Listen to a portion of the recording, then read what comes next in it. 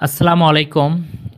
কোনো ব্যক্তি বা প্রতিষ্ঠান যখন ভ্যাট নিবন্ধন গ্রহণ করেন বা বিন সার্টিফিকেট পান, তখন তিনি কিভাবে ভ্যাটের আইনগুলো মেনে চলবেন, এই বিষয়গুলো নিয়ে আজকে আমি আলোচনা করব।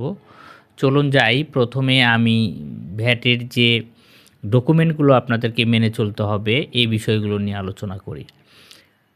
তো কোনো প্রতিষ্ঠান যখন কোনো পণ্য বা উপকরণ ক্রয় করে তখন তাকে যে ডকুমেন্টগুলো মেনে চলতে হয় সেটা হলো 6.1। এই 6.1-এর মাধ্যমে তার যাবতীয় ক্রয়, যে উপকরণ হোক বা পণ্য ক্রয় করে সেগুলো এই খাতা 6.1 একটা খাতা পাওয়া যায়। এই খাতাতে আপনার এন্ট্রি দিতে হবে যে পণ্যর নাম কি, কত টাকা মূল্য, তার ভ্যাট কত, এই ডকুমেন্টগুলো দিয়ে তাকে এই এই খাতাতে এই তথ্যগুলো এন্ট্রি দিতে হবে। তো প্রথমে হলো কি, আপনাকে কোনো ব্যবসা করতে হলে একটা খাতা মেনটেন করতে হয়। সেই খাতাটাই হলো 6.1, এটা হলো ভ্যাটের খাতা। তারপরে আমি যাব। তো আমরা যখন এই পণ্যটা উপকরণটা ক্রয় করবেন, পণ্য উপকরণ ক্রয় করার পর আপনি কি করবেন? হয় একটা পণ্য প্রোডাকশন করবেন অথবা সেই পণ্যটাই বিক্রি করবেন। তাহলে আপনার কি করতে হবে? এই পণ্যটা যখন আপনি ক্রয় করলেন বা এটা দিয়ে নতুন একটা পণ্য প্রোডাকশন করলেন, তাহলে সেটা বিক্রয় করার জন্য কি করতে হবে? মূল্য নির্ধারণ করতে হবে যে আমার এই পণ্যটার মূল্য কত। সেই মূল্যটা আপনাকে কি করতে হবে? ডিক্লার করতে হবে। তো এটা ডিক্লার করার জন্য ভ্যাটের একটা ফর্ম আছে, সেটা হলো উপকরণ উৎপাদ সহগ। এই সহগের মাধ্যমে আপনাকে এটা ডিক্লার করতে হবে। তো কিভাবে ডিক্লার করতে হয় আমার ভিডিও আছে, আপনারা দেখে আসতে পারেন। তো আপনি 4.3-এর মাধ্যমে আপনার মূল্যটা ঘোষণা করবেন। তারপর আপনি কি করবেন? মূল্য ডিক্লার ঘোষণা করার পর কী করবেন? পণ্যটা বিক্রয় করবেন। বিক্রয় কিসের মাধ্যমে করবেন? 6.3 একটা মূসক ফর্ম আছে, এই ফর্মের মাধ্যমে আপনার পণ্যটা বিক্রয় করবেন।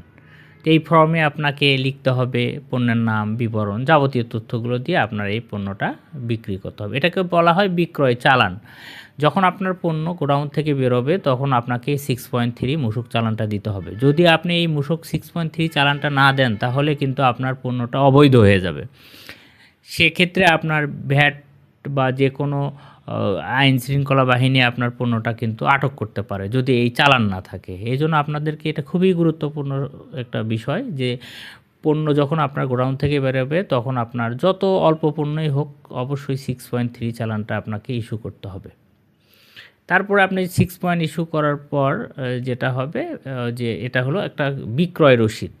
যখন বিক্রয় করলেন, বিক্রয় করার পরে আপনাকে কী করতে হবে? এটা একটা মেইনটেইন করতে হবে যে আমি কত টাকা বিক্রয় করলাম। আপনাকে একটা হিসাব মেইনটেইন করতে হবে। তো এই হিসাব মেইনটেইন করার জন্য যেটা করতে হবে, 6.2 একটা খাতা আছে, ভ্যাটের খাতা। এই খাতাতে আপনাকে এন্ট্রি দিতে হবে যে কোন পণ্য বিক্রয় করলেন, তার মূল্য কত, তার ভ্যাট কত, এখন আমার সমাপনী জের কত থাকলো। এগুলো তথ্যগুলো নিয়ে আপনার 6.2 মূসক আপনার এই খাতাটা লিখতে হবে। তারপরে আপনি কী করবেন?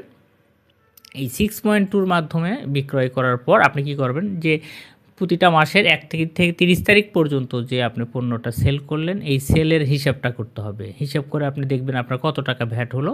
সেই ভ্যাটটা আপনি হিসাব করে কী করবেন?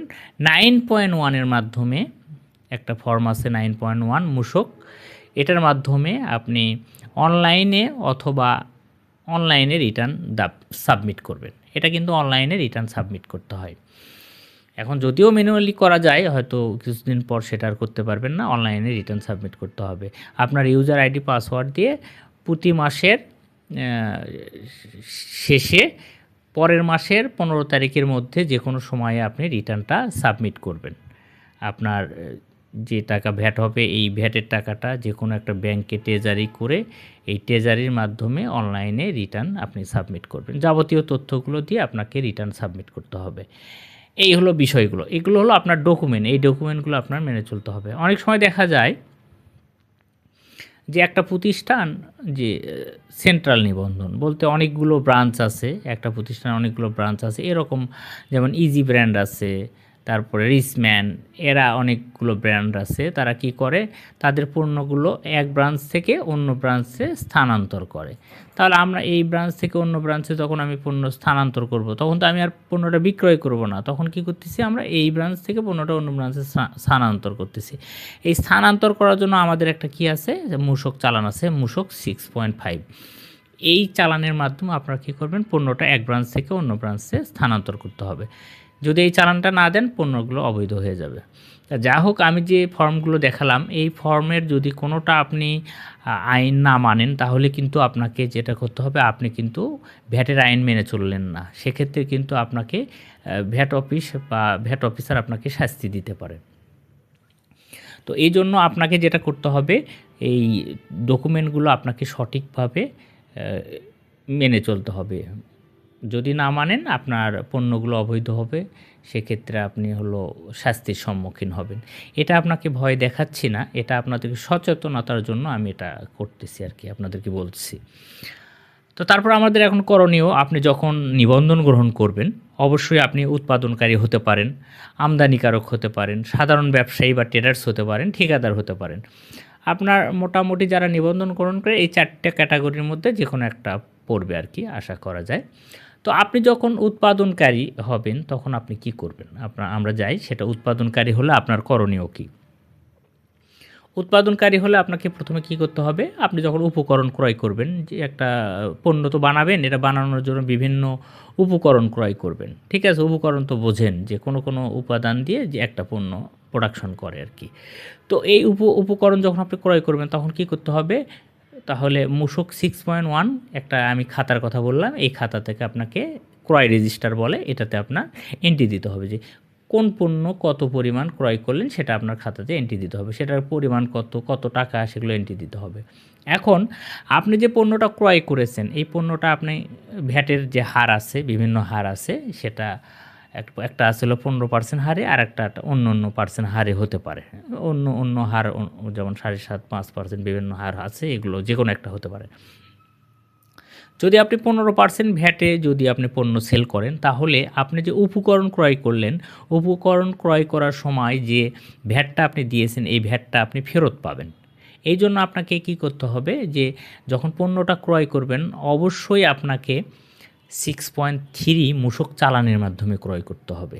তাছাড়া কিন্তু আপনি এই যে রিয়াদ যেটা আপনার যে মূসকটা আপনি পে করে আসছেন বা পে করে আসছেন, এটা কিন্তু ফেরত পাবেন না। এই জন্য 6.3 মাধ্যমে আপনাকে এটা করতে হবে। অন্য ক্ষেত্রেও আপনাকে 6.3 নিতে হবে, না হলে পণ্যটা অবৈধ হবে। কিন্তু সেক্ষেত্রে অন্য হারের ক্ষেত্রে আপনি যদি কোনো কারণে যদি 6.3 নাও দেন, তাহলে আপনার লস হবে না। কিন্তু আপনার যদি 15% ভ্যাট আকারে ভ্যাট কর্তন করেন, তাহলে অবশ্যই আপনাকে 6.3 মাধ্যমে পণ্যটা ক্রয় করতে হবে, এটা মাথায় রাখতে হবে। তারপরে আপনি কি করবেন, গেল আপনি উপকরণ ক্রয় করলেন।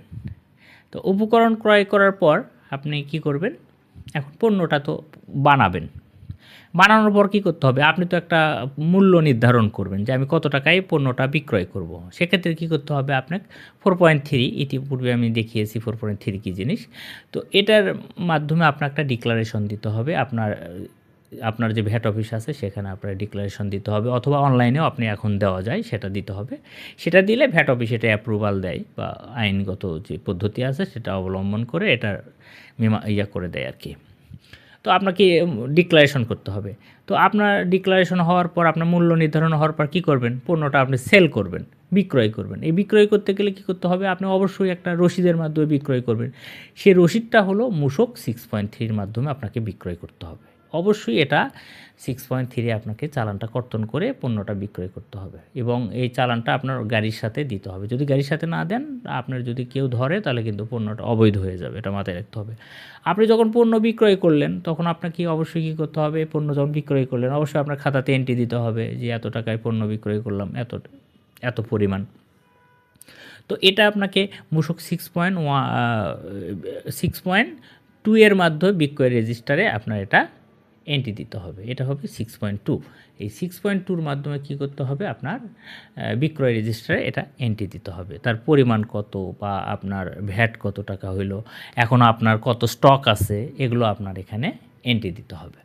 তো এন্ট্রি দেওয়ার পর আপনি কি করবেন, আপনার এই যে 1 থেকে 30 তারিখ পর্যন্ত আপনি যত টাকা সেল করলেন তার ভ্যাট কত টাকা হলো এটা হিসাব করে কি করবেন, ওই টাকা ভ্যাট আপনি কি করবেন, একটা যে কোনো একটা ব্যাংকে জমা দিয়ে, বা আপনি হলো যে ভ্যাটটা আপনি অন্যের কাছে পে করেছেন, মানে রিয়াত পাবেন যেটা, এই রিয়াতটা বাদ দিয়ে আপনি টোটাল ভ্যাট ক্যালকুলেশন করবেন, সেখান থেকে আপনি যে রিয়াতটা দিয়েছেন, অন্য জায়গায় যে ভ্যাটটা দিয়ে আসছেন বা রিয়াত পাবেন, এটা বিয়োগ করে অবশিষ্ট যে ভ্যাট থাকবে এই ভ্যাটের টাকাটা আপনার যে কোনো একটা ব্যাংকে জমা দিয়ে এসে ওই চালানের মাধ্যমে আপনি মূসক 9.1-এর মাধ্যমে অনলাইনে রিটার্ন সাবমিট করবেন। আপনার ইউজার আইডি পাসওয়ার্ড যেটা আছে এটার মাধ্যমে রিটার্নটা অনলাইনে সাবমিট করবেন। এইভাবে আপনাকে একটা উৎপাদনকারীকে, প্রতিষ্ঠানকে এইভাবে আপনার এই আইনটাকে মেনটেন করে চলতে হবে। যদি আপনি যে মাসে রিটার্ন সাবমিট করবেন পরবর্তী মাসের 15 তারিখের মধ্যে যদি রিটার্ন সাবমিট না করেন, অর্থাৎ 15 তারিখের রাত 12টার 1 মিনিট হলেই আপনাকে 5,000 টাকা জরিমানা হবে, এটা মাথায় রাখতে হবে। এই জন্য আপনাকে 15 তারিখের মধ্যেই আপনাকে রিটার্নটা সাবমিট করতে হবে। এইভাবে আপনাকে উৎপাদনকারী প্রতিষ্ঠানকে আপনি এটা মেনটেন করে চলতে হবে। তারপরে আমরা আসবো আমদানিকারক। আমদানিকারক আমাদের যারা বিদেশ থেকে পণ্য আমদানি করে তাদেরকে আমরা আমদানিকারক বলি। আমদানিকারকের ভ্যাট দুইভাবে হয়ে থাকে। এক ভাব হলো আপনার 15% ভ্যাট দিয়ে থাকে, অনেকে আবার 5% হারে ভ্যাট প্রদান করে থাকে। তো 15% হারে কারা ভ্যাট প্রদান করে থাকে, যাদের ধরেন ইম্পোর্ট পর্যায়ে তাদের ভ্যাট হলো 15%, এটি আছে যাদের, তারা 15% হারে ভ্যাট প্রদান করে থাকে। সেক্ষেত্রে তাদের সুবিধাটা কি হলো, তারা হলো ইম্পোর্ট পর্যায়ে যে ভ্যাটটা দিয়ে আসে আর যে এটিটা দিয়ে আসে এটা হলো আপনারা ফেরত পায়, ঠিক আছে। আর 5% হারে কারা ভ্যাট দিয়ে থাকে, আমদানি পর্যায়ে তাদের ভ্যাট নেই, শুধু এটিটা আছে, এটিটা ফেরত তারা নেয়, ভ্যাটটা ফেরত পায় না, সেক্ষেত্রে তারা 5% হারে ভ্যাট দিয়ে থাকে। তো ঠিক আগের মতোই আপনি যখন পণ্যটা আমদানি করবেন বা পোর্ট থেকে আপনার গোডাউনে ঢুকবে তখন কি করবেন, মূসক 6 এর মাধ্যমে ক্রয় রেজিস্টারে আপনাকে এন্ট্রি দিতে হবে, ঠিক আছে। এখানে এন্ট্রি দিবেন। এটা কিন্তু আপনি আমদানিকারকও হতে পারে, উৎপাদনকারকও হতে পারে, ঠিক আছে। একজন আমদানিকারক কিন্তু উৎপাদনকারীও হতে পারে, উভয়ের ক্ষেত্রেই। তাহলে উৎপাদনকারী যদি হয় তাহলে ওইভাবে আপনার মেনটেনগুলো ফলো করবেন। আমি উৎপাদনকারী যে কথাগুলো বললাম ওইভাবে মেনটেন করবেন, ঠিক সেম। এখন যদি আমদানিকারক হয় তাহলে ক্রয় রেজিস্টারে এন্ট্রি দিলেন, তারপরে কি করবেন, তার একটা ঘোষণা দেবেন, ডিক্লারেশন দেবেন। এখন ডিক্লারেশন দেওয়ার সময় একটা জিনিস আপনাদের খেয়াল করতে হবে যে 15% ভ্যাট যখন আপনি দেবেন তো অবশ্যই তাকে আপনাদেরকে এডিশন দিতে হবে 34%-এর বেশি। যদি আপনি 100 টাকা একটা উপকরণ হয় তাহলে আপনাকে এডিশন দিতে হবে 134 টাকা। আর যদি 5% হারে ভ্যাট দেন অবশ্যই আপনাকে ভ্যাটের এডিশন দিতে হবে 15%, 15 থেকে 20%।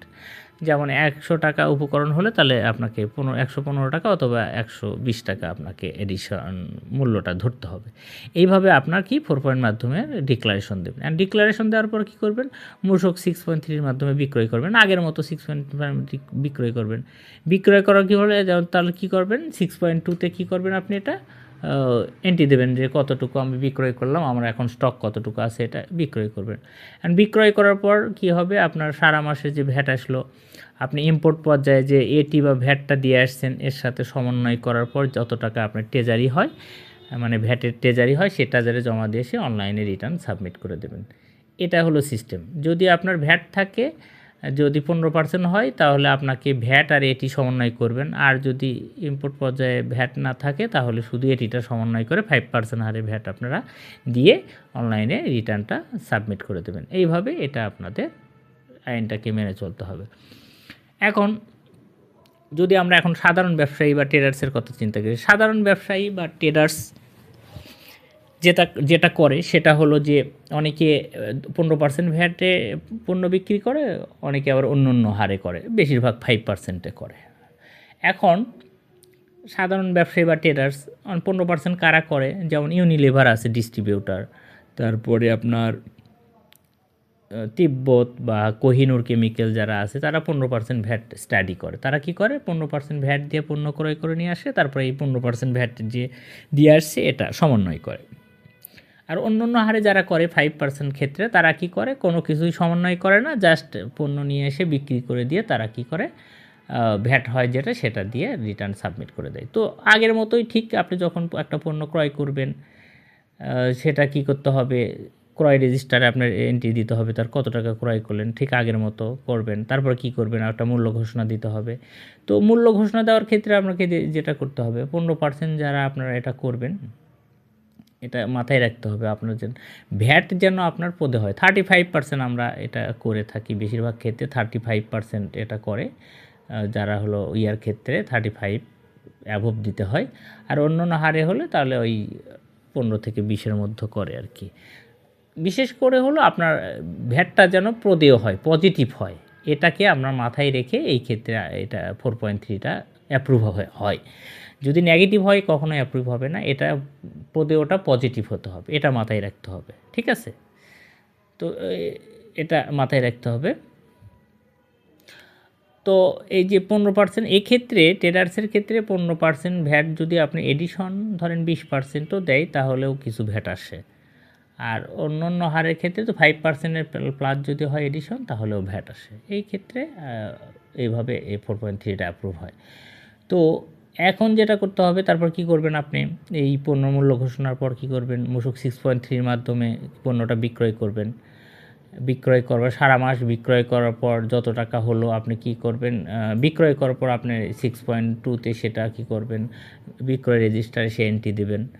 তারপরে আপনি সারা মাস কত টাকা ভ্যাট হলো, তারপরে আপনি যে ভ্যাটটা দিয়ে আসছেন, যদি 15% হয় আপনার, যদি 15% হয়, সারা মাসে আপনি কত টাকা ভ্যাট দিয়ে আসছেন, আপনি যখন পণ্যটা ক্রয় করছেন সেটা বিয়োগ করে যে টাকা হয় সেটা আপনার ব্যাংকে, বাকি টাকা যে ভ্যাট থাকে সেই টাকাটা ব্যাংকে জমা দিয়ে এসে অনলাইনে আপনার চালান, অনলাইনে রিটার্ন সাবমিট করতে হবে। এইভাবে আপনার হলো রিটার্নগুলো সাবমিট করতে হবে।